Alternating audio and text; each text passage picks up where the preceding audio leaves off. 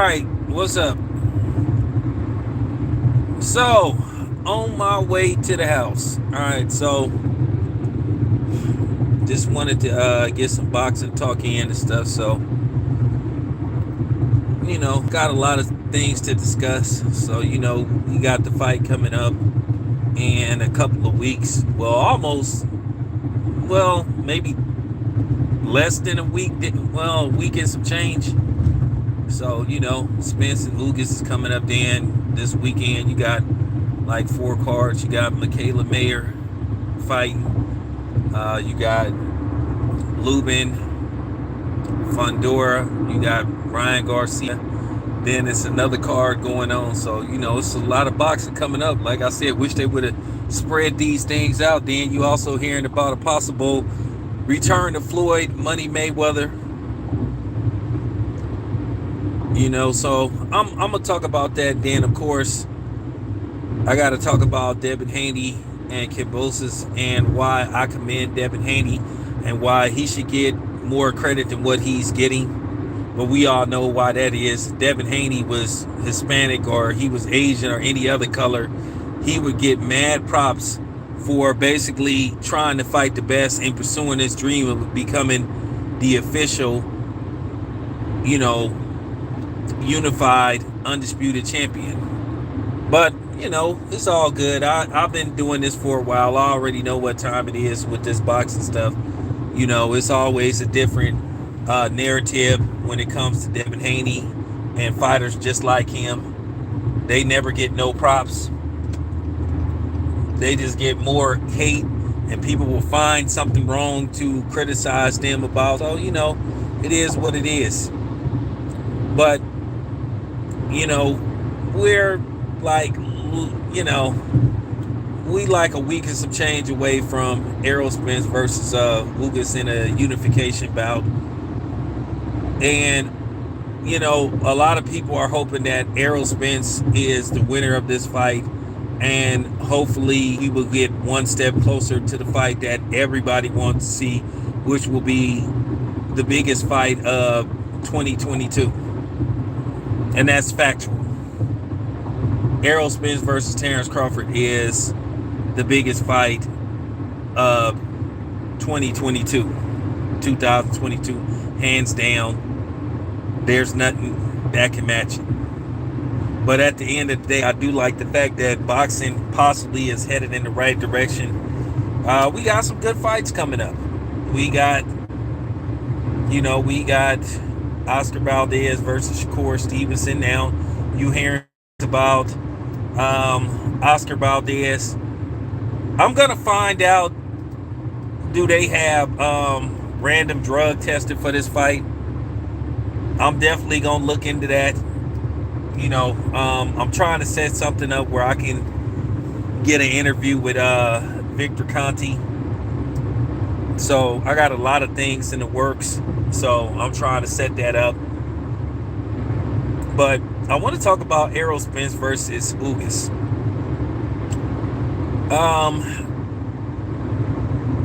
The mystery is, and the question is going to be, will Errol Spence officially call out and challenge Terrence Bud Crawford should he be victorious? I think that's what people was all waiting for. I think we're past the point to where we want to hear words like "we'll see" and all this stuff, and we want him to officially call out Terrence Crawford and basically say, hey, let's get this fight going.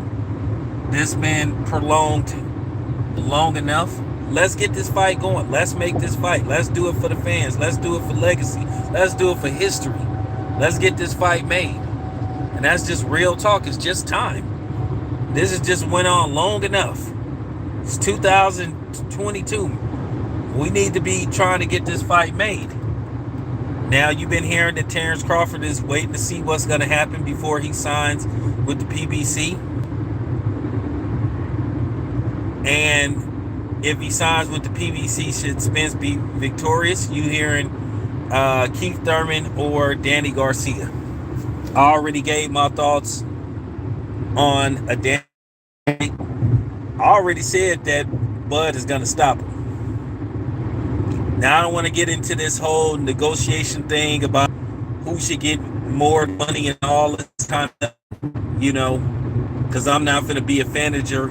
I'm draws and all pertaining to your favorite fighter or certain fighters that you favor. Maybe this not the channel for you. Maybe this not the video for you. Maybe go watch it.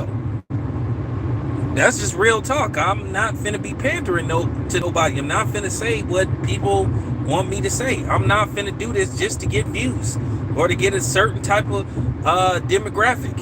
As far as my audience go, I'm gonna stay true to myself. That's just real. I mean, once again, I think this fight between Spence and Ugas is going to be, I think it's going to be a good fight. But I gave my honest opinion on it, and people caught attitudes as usual when I said it ain't really that big of a buzz surrounding this fight, and is you super excited about this fight because I gave my honest opinion. I'm gonna watch the fight because that's what I'm supposed to do. But am I super excited? Because do I believe this is gonna lead to something? I won't believe it until I see both of those two dudes, on opposite sides.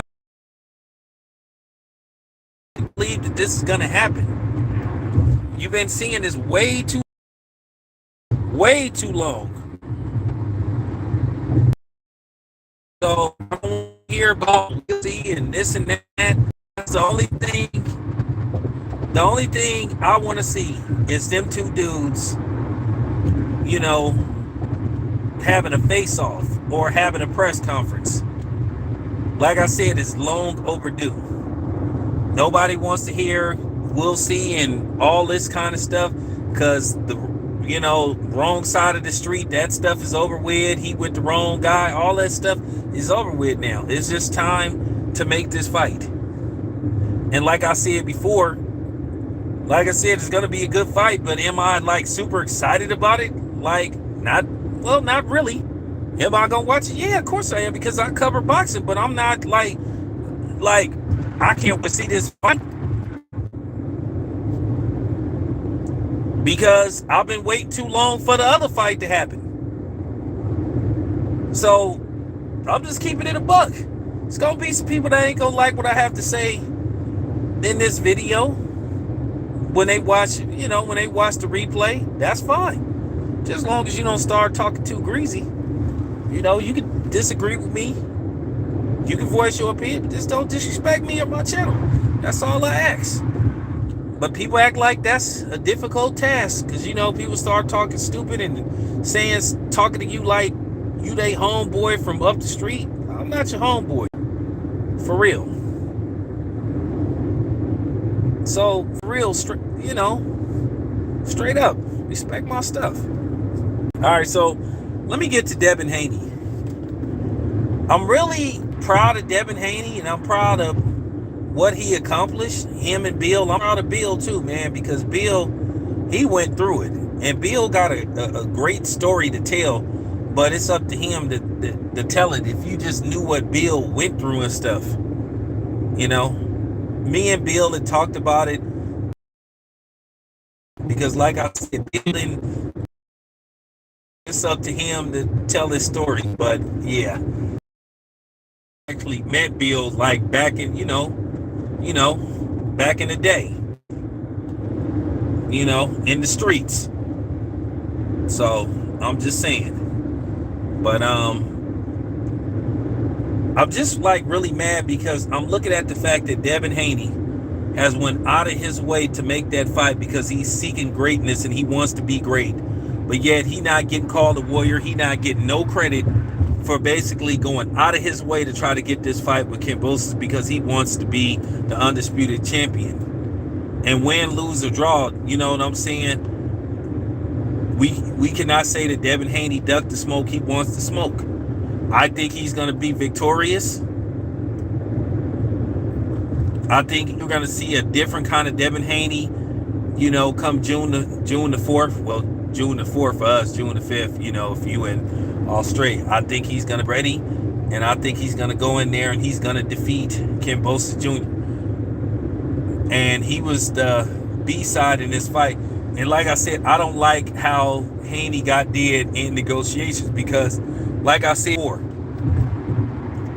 he shouldn't have to come back to Australia wins this fight. And they put in the contract that he has to come back to Australia because they do have a rematch. So if Devin wins or loses and he decides to exercise his rematch clause, he has to come back to Australia. My thing is, and I'm telling the truth, I might would figure out a way to just give Kambosos extra money and have the fight in the States, because that was weak for them to just say, okay, well, you have to run it back in Australia. It should have been in the contract, well, if we win, you have to fight in the States. And I feel like Devin Haney got screwed in negotiations. That's just my own personal opinion. He should have to, Kambosos that is, he should have to fight Haney in the States. No way in hell should Devin Haney have to come back to Australia. And like I said before, I told Bill straight up, make sure they have 2 American judges. Out of the 3 judges, they should have 2 American judges. Because at the end of the day, he fighting in dude's backyard. You just want to make sure he don't get the screws put to him. But Devin Haney is going to be dominant. The rounds he wins, he's going to dominate. He'll be ready. He'll be ready. He will be more than ready. But like I said before, he should be getting more credit than what he's getting. Because like I said, he wanted to fight the best fights out there. And he wants to be undisputed.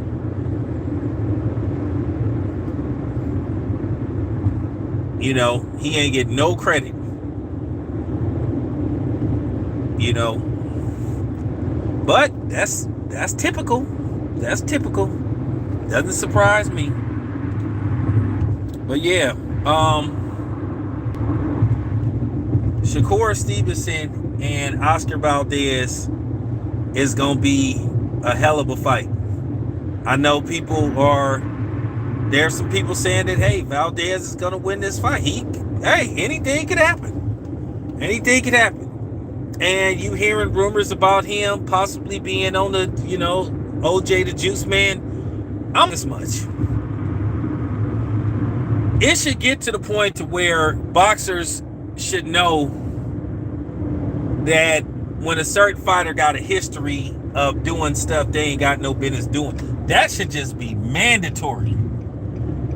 I don't even see how people are getting out of this, but you're seeing dudes finding a way to maneuver around, taking random PED tests.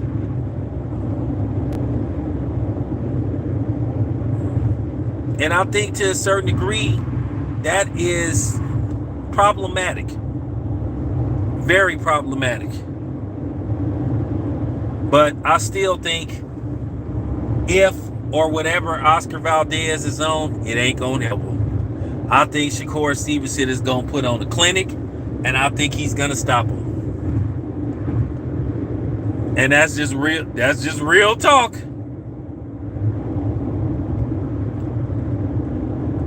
That's real talk. I think Shakur Stevenson is going to put on a clinic, and I think he's going to stop Valdez. Nevertheless, I'll be there. Can't wait to see it.